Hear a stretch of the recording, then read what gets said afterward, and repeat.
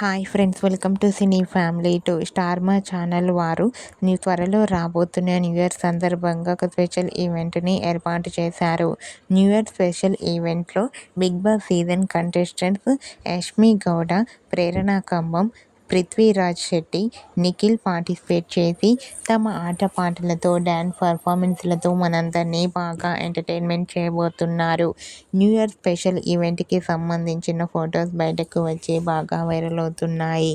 ఆ ఫొటోస్లో ప్రేరణ కంబం, యష్మి గౌడ, నిఖిల్, పృథ్వీరాజ్ శెట్టి చాలా హ్యాపీగా సరదాగా ఎంజాయ్ చేస్తూ చాలా అందంగా కనిపించారు.